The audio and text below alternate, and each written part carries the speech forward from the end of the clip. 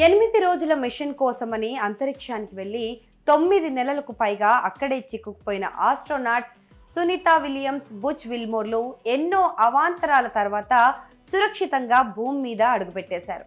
భారత కాలమానం ప్రకారం బుధవారం అంటే మార్చి 19న తెల్లవారుజామున ఫ్లోరిడా వద్ద సముద్రంలో సేఫ్గా ల్యాండ్ అయ్యారు. అయితే మీరు ఒక విషయం గమనించారా? 9 నెలల క్రితం సునీత అంతరిక్షంలోకి వెళ్ళేటప్పుడు బ్లూ కలర్ స్పేస్ సూట్ను వేసుకున్నారు, కానీ వచ్చేటప్పుడు వైట్ కలర్ స్పేస్ సూట్ ధరించారు. ఎందుకు ఇలా అని డౌట్ వచ్చిందా?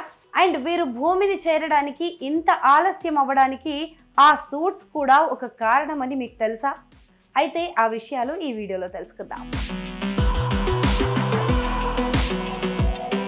సునీత విలియమ్స్, బుచ్ విల్మోర్ల స్పేస్ సూట్స్ మార్చడానికి మేజర్ రీజన్ వారు ప్రయాణించిన స్పేస్ జెట్సే. సునీత, బుచ్ 2024 జూన్ 5న స్టార్ లైనర్ నౌకను పరీక్షించడానికి అంతరిక్ష కేంద్రానికి వెళ్లారు. అయితే టెక్నికల్ ఇష్యూస్ వల్ల అక్కడే 9 నెలల పాటు ఉండిపోవాల్సి వచ్చిందని మనందరికీ తెలుసు. అయితే వారు అంతరిక్షానికి వెళ్ళేటప్పుడు బోయింగ్ CST-100 స్పేస్ క్రాఫ్ట్లో వెళ్లారు. ఈ బోయింగ్ స్టార్ లైనర్ అనేది అంతర్జాతీయ అంతరిక్ష కేంద్రం లేదా భూమికి దగ్గరలోని గమ్యస్థానాలకు నాసా సిబ్బందిని రవాణా చేయడానికి రూపొందించబడిన అంతరిక్ష నౌక. దీనిని విలియం ఎడ్వర్డ్ బోయింగ్ కి చెందిన బోయింగ్ కంపెనీ 2010లో తయారు చేసింది. ఈ కంపెనీ 1916 నుంచి స్పేస్ జెట్స్ కి సంబంధించిన పరిశోధనలు చేస్తోంది. అయితే ఆ నౌకలోనే టెక్నికల్ ప్రాబ్లమ్స్ రావడంతో మన ఆస్ట్రోనట్స్ లేకుండానే బోయింగ్ స్టార్ లైనర్ భూమిపైనికి వచ్చేసింది. ఇక అక్కడే ఉండిపోయిన సునీత, బుచ్ విల్మోర్ను తీసుకురావడానికి మరో వాహనం కావాలి కదా. అందుకు నాసా ఓ ఆలోచన చేసింది. వారిని తీసుకురావడానికి స్పేస్ ఎక్స్ వారి క్రూ డ్రాగన్ క్యాప్సూల్స్ ను ISS కు పంపాలనుకుంది. స్పేస్ ఎక్స్ అనేది టెక్ దిగ్గజం ఎలన్ మస్క్ స్థాపించిన ఒక ప్రైవేట్ అంతరిక్ష పరిశోధన సంస్థ. ఇది రాకెట్, స్పేస్ క్రాఫ్ట్స్, అంతరిక్ష ప్రయాణానికి సంబంధించిన సాంకేతికతలను అభివృద్ధి చేస్తోంది. సో అలా సునీత మార్చ్ 19న అంటే ఇవాళ స్పేస్ ఎక్స్ డ్రాగన్లో తిరిగి భూమిపైకి వచ్చేశారు. అయితే మనం రెగ్యులర్గా వాడే కార్లే ఒక కంపెనీకి చాలా ఆపరేటింగ్స్లో, సైజెస్లో, డిజైన్స్లో చాలా తేడాలు ఉంటాయి. అలాగే స్పేస్ క్రాఫ్ట్స్ అన్నీ కూడా ఒకే విధంగా డిజైన్ చేసి ఉండవు. ఇక అంతరిక్షంలో ప్రయాణించేటప్పుడు 1 ఇంచు తేడా వచ్చినా ఆ ప్రయాణం ఫెయిల్ అయ్యే అవకాశం ఉంటుంది. అండ్ అంతరిక్షంలో స్పేస్ సూట్స్ లైఫ్ జాకెట్స్ లాంటివి. ఇవి కంపెనీ టు కంపెనీ డిఫరెంట్గా ఉంటాయి. అందుకే 6 నెలల కిందే SpaceX Crew Dragon Sunita విల్మోర్ల కోసం అంతరిక్షానికి వెళ్ళినా వారు బోయింగ్ సూట్స్ ధరించడం వల్ల స్పేస్ ఎక్స్ డ్రాగన్ డిజైన్లో ఫిట్ అవ్వలేదు. అయితే క్రూ డ్రాగన్లో ఒక వైట్ సూట్ అప్పటికి స్పేర్గా తీసుకెళ్లారు. అయినా విల్మోర్ కోసం మరో వైట్ సూట్ కావాల్సి వచ్చింది.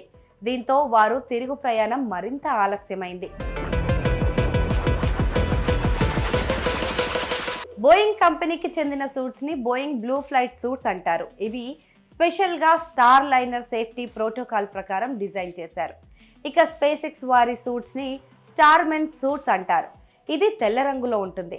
క్రూ డ్రాగన్ డిజైన్కు తగ్గట్టే ఇది రూపొందించబడి ఉంది.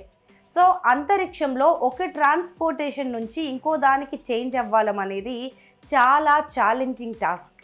మొత్తానికి అన్ని సవాళ్లను అధిగమించి మన ఆస్ట్రోనాట్స్ దివి నుంచి భూమికి చేరుకున్నారు. సునీతతో పాటు నాసా ఆస్ట్రోనట్లు Butch Wilmore, Nick Hague, Russian cosmonaut Alexander గోర్బోనోవ్తో కూడిన స్పేస్ ఎక్స్ క్రూ డ్రాగన్ వ్యోమనౌక భారత కాలమానం ప్రకారం మంగళవారం ఉదయం 10:35 అంతర్జాతీయ అంతరిక్ష కేంద్రం నుంచి అన్డాక్ అయి భూమికి బయలుదేరింది.